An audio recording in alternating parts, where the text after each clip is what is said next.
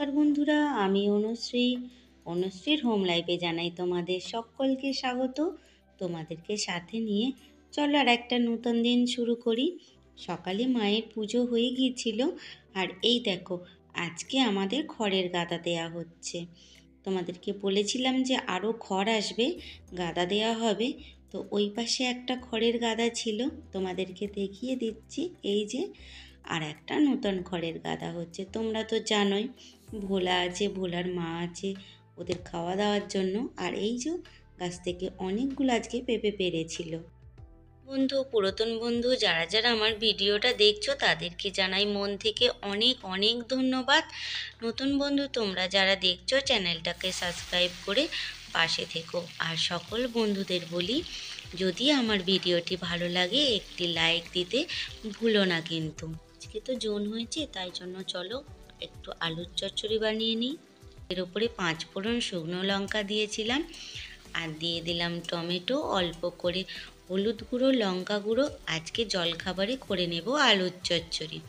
এটা আদা রসুন কিছুই দেব না।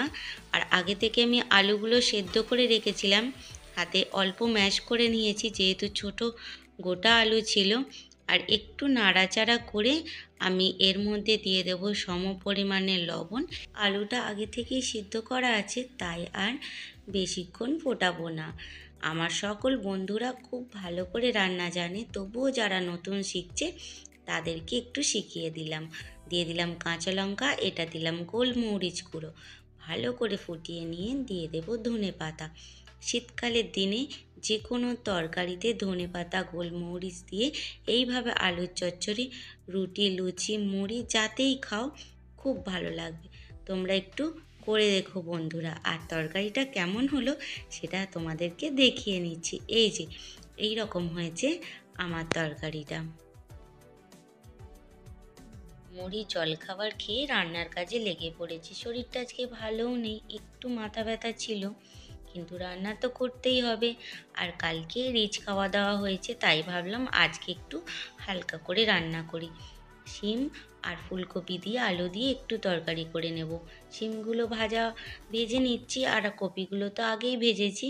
তেলের ওপরে তেজপাতা 5 ফোড়ন দিয়েছি, আর দিয়ে দিলাম পেঁয়াজগুলো একটু ভালো করে ভেজে নেব।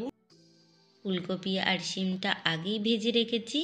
আর সকালে যে আলু সেদ্ধ করেছিলাম ওটায় অনেকটা আলু বেঁচেছিল, তাই কেটে তরকারিতে দিয়ে দিচ্ছি, নষ্ট হবে কেন। আর এখানে আমার পেঁয়াজটা ভাজা হয়ে গেছে, দিয়ে দিলাম এর মধ্যে টমেটোটা একটু নাড়াচাড়া করতে এর মধ্যে কিন্তু আলুগুলো দিয়ে দেব। আলুগুলো যেহেতু ভাজা হয়নি আগে, একটু হালকা করে তাই ছকে নেব। দেখো বন্ধুরা, দিয়ে দেব এবার পরিমাণ মতো লবণ আর হলুদ আর লঙ্কা গুঁড়ো। বাকি আর কোনো মশলা দেব না এই তরকারিটার। আর একটা ফুলকপি দেখেছো রয়ে গিয়েছিল, দেখিনি, বাছতে ভুলে গিয়েছিলাম। বাকি আনাজটুকু দিয়ে দিলাম, দিয়ে পরিমাণ মতো জল দিয়ে খানিকক্ষণ ঢাকা দিয়ে কপিটা সিদ্ধ হতে দেব। মনে হবে যে এটা তো বেশি মশলাপাতি দেওয়া নেই, তাই হয়তো খেতে কীরকম হবে, কিন্তু খুব সুন্দর হবে বন্ধুরা। সব কিছু টাটকা সবজি, এমনি শীতের সবজি খেতে খুব ভালো লাগে। আর একটু ধনেপাতা দিয়ে নামিয়ে নিলাম। এই যে এই রকম হয়েছে আমার ফুলকপির তরকারিটা, তোমরা একটু ট্রাই করে দেখো। আর কয়েকটা মৌরলা মাছ ছিল, সেগুলো ভেজে নেব, নিয়ে একটু কাঁচা তেঁতুল দিয়ে টক করে নেব। আর কিছু করব না। সংসারের আর বাকি কাজগুলো সেরে নিয়ে খাওয়া দাওয়া করে দেখা হবে বিকেলে। এর মতো আজকেও গাছগুলোতে জল দিতে চলে এসেছি। গাছগুলোতে তো দুবেলা জল দিলেই ভালো হয়, তবুও আমি বিকেলের দিকটা একটু বেশি করে জল দিয়ে রাখি। সকালের দিকটা যেহেতু আমার সময় হয়ে ওঠে না, তাই কারণে। আর গাছগুলো চলো তাহলে তাড়াতাড়ি করে জল দিয়ে নিই। আর তোমাদেরকে দেখাবো গোলাপ গাছটায় কত ডালপালা বেরিয়েছে, দেখেছো? একদম গোড়া থেকে অনেক কিন্তু ডালপালা বেরিয়েছে। এবার কুঁড়ি হলেই ভালো লাগে। সব গাছের মধ্যে এই গাছটার একটু দুর্বল লাগছে, মনে হচ্ছে যেন শুকিয়ে শুকিয়ে আসছে, তাই মনটা আমার খুব খারাপ। যদি ওই গাছটা না বাঁচে খুব মনটা খারাপ হবে জানো তো।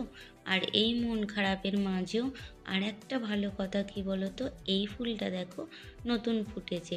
কালারটা কি সুন্দর হয়েছে না? যেহেতু খুব ধাড়িতে বসানো আছে তাই আমার দেখাতে একটু অসুবিধা হচ্ছে। দেখো কত সুন্দর হয়েছে।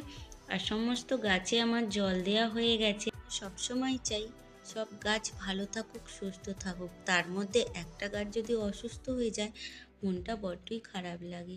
চলো তাহলে আজ আসি বন্ধুরা, দেখা হবে আবার নতুন একটা দিনে, নতুন একটা ব্লগে। ভালো থেকো, সুস্থ থেকো, দেখা হবে আবার।